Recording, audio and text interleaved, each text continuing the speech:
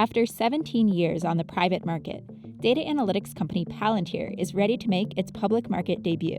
Co-founded by Peter Thiel back in 2003, its mission, providing software that customers use to integrate volumes of data from images to spreadsheets into a central platform where it can then be securely analyzed and interpreted. News of Palantir's plans to go public, as well as its recent announcement that it will be relocating its headquarters from Palo Alto to Denver, has put the secretive software company in the spotlight.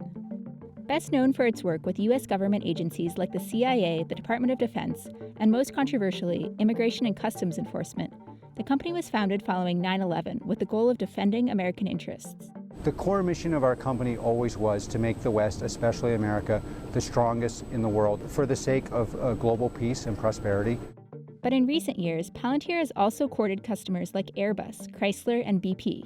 Commercial customers now make up about 50% of the company's revenue, a number that's trended upwards over the past decade. And even though Palantir has never turned a profit, revenue has been growing as losses have narrowed. Perfectly normal for a software company to show that sort of trajectory going into their IPO. The question is, does the economic model over time look like one that will eventually produce profits? And you can certainly get there. But while longtime investors are eager for the company to go public, for others, confusion remains about what it is exactly that Palantir does, and why their work with law enforcement agencies has raised eyebrows.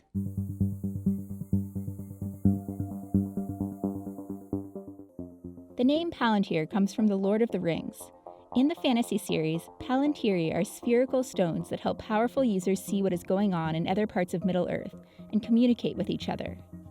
Founded in 2003 by billionaire Peter Thiel alongside current CEO Alex Karp, Joe Lonsdale, Stephen Cohen, and Nathan Gettings, Palantir's tech helps detect unusual or suspicious patterns in large datasets, using techniques that the founders learned working together at PayPal. The CIA was one of the company's earliest investors, and its only customer for a number of years. Eventually, other intelligence agencies like the FBI and the NSA jumped aboard, using the company's customized data analytics capabilities to track and capture terrorists, insurgents, and drug smugglers. They cite Afghanistan and Iraq as two examples of places where soldiers were mapping networks of insurgents and makers of roadside bombs by hand. So they actually were bringing in technology to do things that intelligence agents on the ground were having to do manually in very dangerous places. The company's software has been credited with helping to find and kill Osama bin Laden. And though this has never been confirmed, Palantir certainly has not disputed it. The techs also helped to uncover Bernie Madoff's Ponzi scheme and rooted out Chinese spyware installed on the Dalai Lama's computer. We work hand in hand with most of the special operators in the Western world. We work hand in hand with most of the clandestine services. We're in over 40 countries.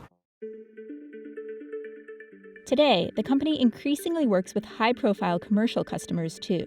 Its first was JP Morgan Chase, which adopted the software in 2009 to monitor employees who might go rogue. However, the partnership ended in scandal when JP Morgan's special operations lead used it to spy on top executives. Others have continued to express interest, though. Fiat Chrysler now uses Palantir to identify potential faults in car parts.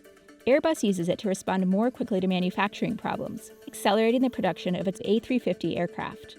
And BP uses it to analyze drilling data, reportedly leading to a 10% increase in oil production in the North Sea. This is a hefty piece of software that runs across an enterprise and is used for understanding everything that a company faces, whether it's their customers, their supply chains, downtime, geographies where there's growth, where their competitors are gaining share. As revenue from the commercial sector has increased over the years, CEO Alex Karp has had to rethink his historical dismissal of salespeople. We don't look like a classic enterprise software company. We have no salespeople. Almost everyone here is an engineer. Not anymore. Karp's been building out a sales team, and in 2019, the company spent 61% of its revenue on sales and marketing. However, long-standing government contracts remain integral to the company's revenue as well as its reputation. And during the coronavirus crisis, Palantir has formed a number of new partnerships too, with the VA, the National Institutes of Health, and Britain's National Health Service, helping these agencies, as well as the CDC, to track the spread of the virus and allocate resources. In order to make decisions right now, in order to know where the PPEs need to go, in order to know when and where you're going to reopen, you want all the analytical models, all the pieces of information all in one place. Palantir is really designed to thrive in a crisis. But especially under the Trump administration, the company's work with ICE and police departments has raised considerable concern in the liberal-leaning Silicon Valley, leading Palantir to double down on its commitment to law enforcement and national defense. So I do think this idea of nationalism and libertarianism is kind of intersecting in a very interesting way, and Palantir seems to represent all of that. Protests against Palantir first gained traction in 2018, primarily in response to the company's contracts with Immigration and Customs Enforcement, which are worth up to $92 million. The agency has cracked down on illegal immigration through workplace raids and separating families at the border.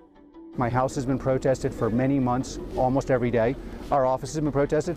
Many Palantirians protested against it internally. Some people were so upset by it that they left. These are very hard decisions.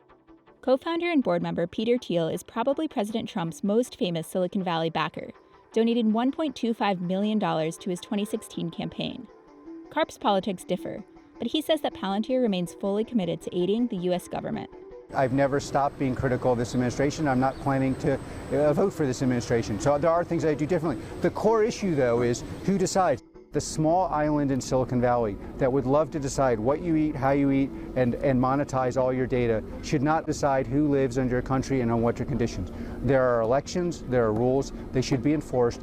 Karp's ethos also holds true for Palantir's work with police departments from New York City to Los Angeles, New Orleans, and Chicago, who have used the tech for surveillance of criminal suspects and predictive policing, a tactic that civil liberties groups say leads to over-policing of minority neighborhoods.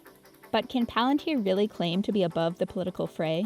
I understand the desire to be neutral and to kind of say, hey, we're going to play by the rules. That is a logically coherent stance if companies are also neutral with regard to who makes the laws. But hold on, if you're willing to back political factions with your own money, you can't say, well, in this aspect of our business, we do influence policy and politics, but over here, we are politically neutral. It doesn't work that way. Other tech companies, like Google, have backed out of controversial contracts with the Defense Department. But Palantir sees that as an abdication of responsibility.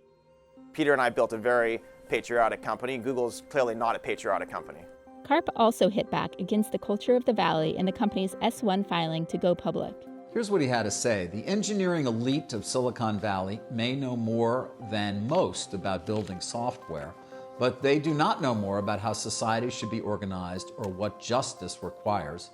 Our company was founded in Silicon Valley, but we seem to share fewer and fewer of the technology sector's values and commitments. In August, the company announced it will move its headquarters to Denver, Colorado, likely both a financially and morally motivated decision. The Valley is basically sold its soul to an advertising model where it's okay to sell your data, but it's not okay to support the country. And they didn't want to be part of that ecosystem and didn't feel that that ecosystem was aligned with their values. So what does all this controversy mean for investors? For those who believe in Palantir's mission, it could be an asset. And for those with qualms, well, it ultimately may not mean much. The general belief around the Valley is that public market investors in particular talk a big game about governance and about things that they view as acceptable and unacceptable, and then they buy the stock anyway. Though Palantir is yet to turn a profit, this isn't of considerable concern to investors, who are used to betting big on tech companies operating at a loss. What will affect the company's value is whether investors view it more as a high-growth tech company or a lower-margin consulting firm. That combination makes this a bit of a Rubik's Cube for investors because it's not a pure-play software model. For most of its history, Palantir has spent heavily on software customization services for both government agencies and large corporations.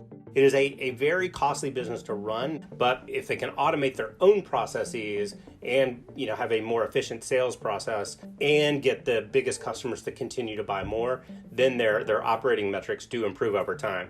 As of late, that's what Palantir has been trying to do. And now it offers two fixed-fee platforms, Gotham for government clients and Foundry for the private sector. The company's target market is said to be the 6,000 companies that make $500 million or more in revenue. The average customer spends over $5 million a year on Palantir's product. The top 20 customers account for roughly 2/3 of their revenue. They say they only have about 125 customers. So this is fundamentally different than your Zoom and your Slack. It is not for everyone. In 2015, when Palantir raised its last funding round, the company's valuation was upwards of $20 billion. But lately, share prices have been all over the map, indicating a valuation range of anywhere from less than $10 billion to over $20 billion. They're trying to show investors that they do have this really big market opportunity, that they have a bunch of potential customers out there, and that's where the skepticism is. The true value will be clarified at the end of September when Palantir completes its direct listing, a process that is similar to an IPO, except that the company won't sell any new shares. It will just unleash those held by existing investors. Thus, the shares will be priced based on investor demand, and if the stock trades higher than expected, that value won't be handed to brand new shareholders. I think the Palantir IPO is going to signal to venture investors and others that serving the Department of Defense and military business is going to be worthwhile. Karp certainly hopes so, saying that the future of our nation depends on it. The country with the most important AI, most powerful AI, will determine the rules. That country should be either us or a Western country. Palantir doesn't do business with China, the U.S.'s main competitor when it comes to AI. So if we bring our A game, we will win. If we bring our D+ game, because most people in the Valley live on an island where this seems like a questionable project, they will win.